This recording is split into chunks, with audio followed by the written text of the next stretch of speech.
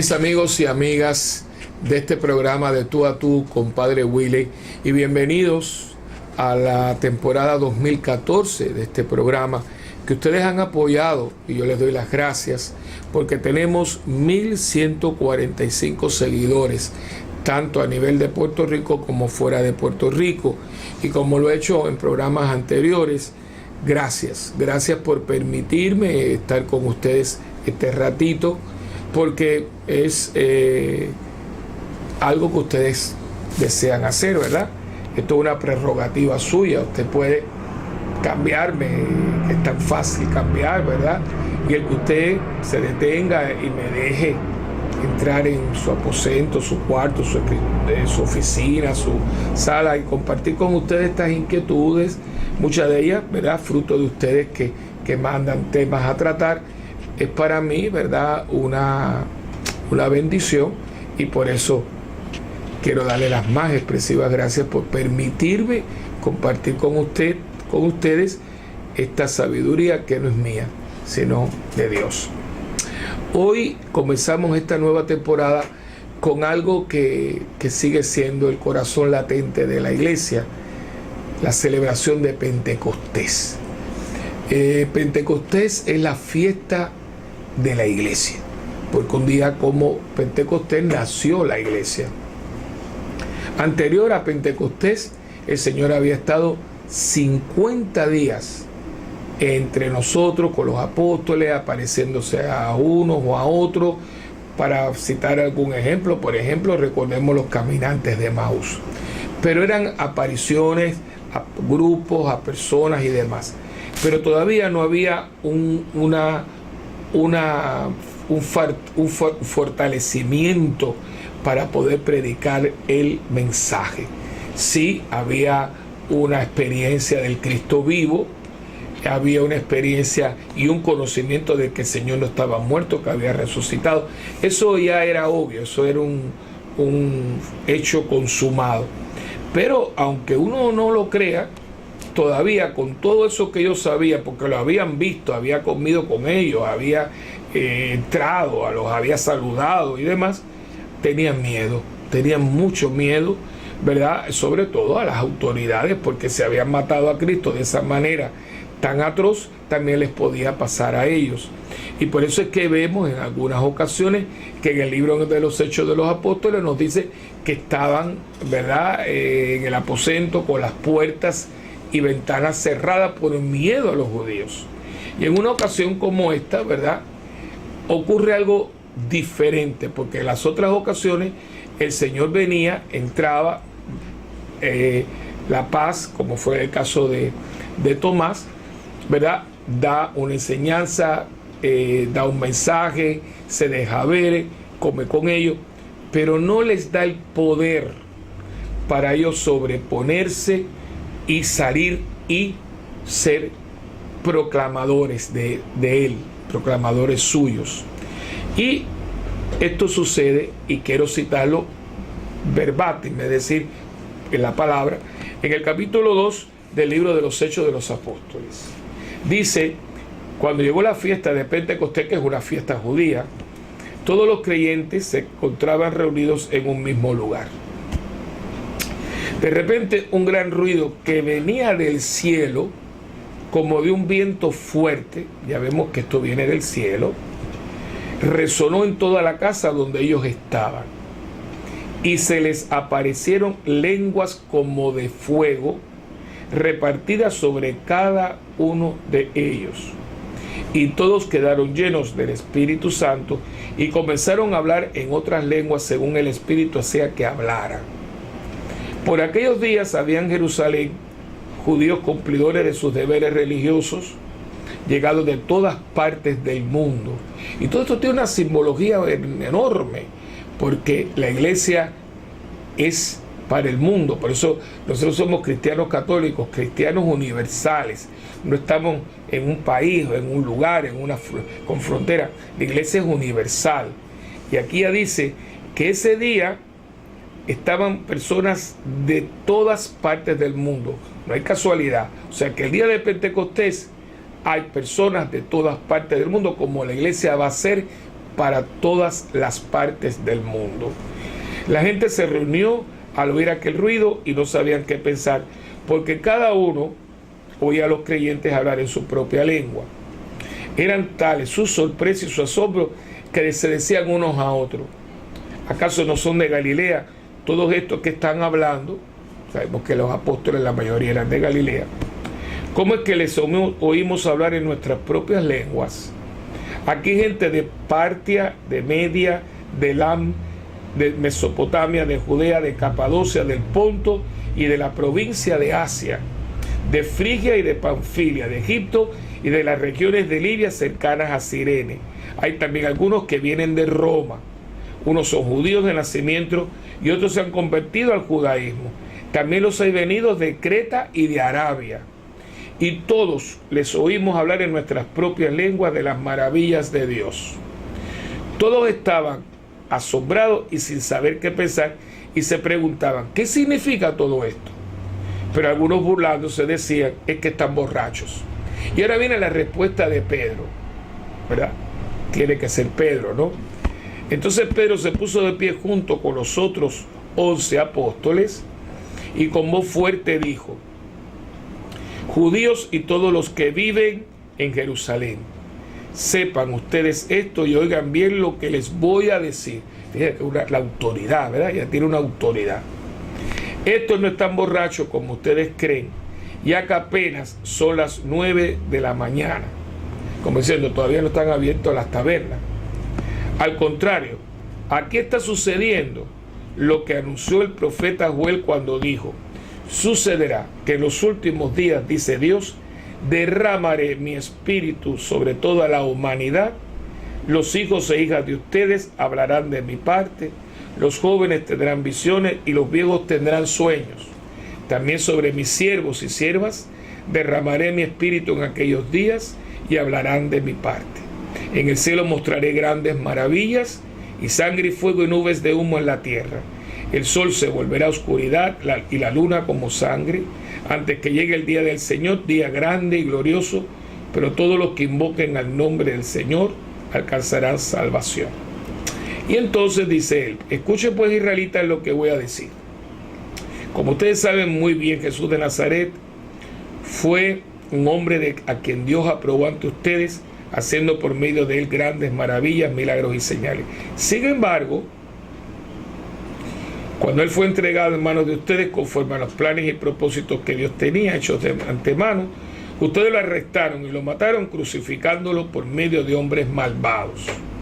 Pero Dios lo resucitó, liberándolo de los dolores de la muerte, porque la muerte no podía tenerlo dominado. El rey David, refiriéndose a Jesús, dijo: yo veía siempre al Señor delante de mí, con él a mi derecha, nada me hará caer. Por eso se alegra mi corazón y mi lengua canta llena de gozo. Todo mi ser vivirá confiadamente, porque no me dejarás en el sepulcro, ni permitirás que se descomponga el cuerpo de tu santo siervo. Me mostraste el camino de la vida y me llenarás de alegría con tu presencia. Hermanos, permítanme decirles con franqueza que nuestros antepasados David murió y fue enterrado y que su sepulcro está todavía entre nosotros. Pero David era profeta y sabía que Dios le había prometido con juramento que pondría por rey a uno de sus descendientes. Así que, como ya lo estuviera viendo, David habló de la resurrección del Mesías y dijo que éste no se quedaría en el sepulcro ni su cuerpo se descompondría. Pues bien, Dios ha resucitado a ese mismo Jesús y de ello todos nosotros somos testigos. Y aquí continúa todo el discurso, que lo puede leer en el capítulo 2 del libro de los Hechos. Y vemos ya que aquellos hombres que estaban sumamente llenos de miedo y de temor, ahora de pronto no solamente tienen autoridad, sino que tienen una fluidez y un mensaje con una contundencia y una fuerza que ha sido el principio, ¿verdad?, este discurso de todo lo que se va a llevar a cabo después hasta el día de hoy.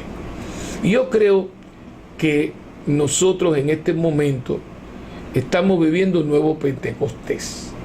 No sé si usted sabe que Papa Juan XXIII, recientemente canonizado, cuando convocó el Concilio Vaticano II, Él quiso que hubiera en la iglesia un nuevo Pentecostés. Después que muere Juan 23, Pablo VI, que por cierto, si Dios quiere, ya está, se ha dicho, ¿verdad?, en los medios, después del sínodo próximo de octubre, se va a beatificar a Pablo VI, el gran Pablo VI, dijo que él quería un nuevo Pentecostés que fuera acompañado con los signos y prodigios del Pentecostés anterior, el que hemos citado. Y si usted se pone a ver la situación de la iglesia, con todos los problemas que hayamos podido tener, no hay duda que se está dando un derramamiento impresionante. Están surgiendo comunidades cristianas con una vitalidad, grupos de jóvenes, misioneros, gente consagrada, matrimonios misioneros, personas con dones proféticos de sanación, de liberación, no del clero, porque siempre se ha esperado de nosotros, sino del laicado, cosas que uno jamás hubiera pensado, en la entrega, la dedicación, el apostolado, y todo esto es un nuevo Pentecostés que estamos viviendo, porque Dios nunca deja a su iglesia, nunca, porque hay un error de creer que la iglesia es de los curas o es del Papa Francisco o del Papa fulano. No, eso es un tremendo error. La iglesia es de Jesucristo, porque Él fue el que compró esa iglesia con su sangre. Los primeros padres de la iglesia, es decir, los que vinieron inmediatamente después de los apóstoles, le llamamos padres de la iglesia, decían que del costado de Cristo, por ese que fue metida la lanza, ¿verdad?, entró en el miocardio, salió agua y sangre. Y ellos vieron en ese hecho, ¿verdad?, anatómico, el principio de la iglesia: agua, bautismo; sangre, Eucaristía. Del costado de Cristo nace la iglesia. La iglesia es de Cristo, por eso Él es la cabeza, nosotros somos los miembros. Y esa iglesia tiene el Espíritu Santo para que, a pesar de que las fuerzas del infierno van a querer prevalecer, no van a poder. Y eso es muy importante, porque cuando Él le dice a Pedro, Jesús le dice a Pedro, y las fuerzas del infierno no prevalecerán contra ella, no significa que van a estar ausentes, van a estar presentes, dando el golpe, dando la lucha, pero no van a poder. Y no lo digo, yo estaré con ustedes siempre hasta el final de los tiempos. Y por eso es tan importante que el cristiano católico sea un cristiano católico renovado en el Espíritu Santo. ¿Por qué? Porque sin el Espíritu no podemos. Nosotros tenemos que ser muy realistas, darnos cuenta de que esto que tengo yo aquí y que tú tienes también, no da más. Hay un refrán que yo uso mucho, muy campesino, que dice que la cabra tira para el monte. Usted y yo tenemos limitaciones y concupiscencia. A nosotros lo malo se nos da más fácil que lo bueno. Por eso necesitamos la fuerza de lo alto. Y esa fuerza de lo alto es el fuego. El fuego purifica. Y fíjense en algo que muy poca gente piensa. Cuando Moisés va a llevar a cabo la misión, Moisés se encuentra con la zarza ardiendo y no se consumía. Y ahí estaba Dios. Cuando va a comenzar la iglesia, viene sobre ellos unas lenguas de fuego, para que también con el fuego de Dios en su corazón predicaran a Jesucristo, no solamente de palabra, sino también de obra. Y eso es lo que uno tiene que pedirle mucho a Dios en el día de hoy: la fuerza de Pentecostés, que nosotros podamos predicarlo con la palabra, pero también con la vida, porque estamos en un momento muy crítico para la humanidad. ¿Y dónde va a ir la gente? Acuérdense de aquello cuando todo el mundo abandonaba a Cristo, ¿verdad? Y Cristo se vira y le dice a los apóstoles: también ustedes me van a dejar. Y Pedro una vez más dice: ¿a dónde vamos a ir? Pero no es ¿a quién vamos a ir? Tú tienes palabras, tú solo tienes palabras de vida eterna. ¿A dónde va a ir el mundo de hoy? Al mundo de hoy le ha fallado todo el mundo. la economía, los gobiernos, la educación. Estamos todos desprestigiados. No hay duda. ¿A dónde ve la gente? La gente tiene que volver a Jesucristo. Y quien nos guía a Jesucristo es el Espíritu Santo. Esto es muy hermoso porque es un movimiento descendente y ascendente. Dios Padre nos da al Hijo y el Hijo nos da al Espíritu Santo para que el Espíritu Santo nos revele a Jesucristo y Jesucristo nos lleve al Padre. Por lo tanto, hoy es un día que tenemos que hacer nuestra el Espíritu de Dios, porque la misión del Espíritu es no solamente facilitar, sino capacitar a la iglesia para que la iglesia, por todos los rincones del mundo, pueda proclamar que Jesucristo es Señor para gloria de Dios Padre, que Él es camino, verdad y vida, que Él es la respuesta a todas nuestras incógnitas y que si lo tenemos a Dios, pero si lo tenemos con nosotros como Dios, si Dios con nosotros, ¿quién contra nosotros?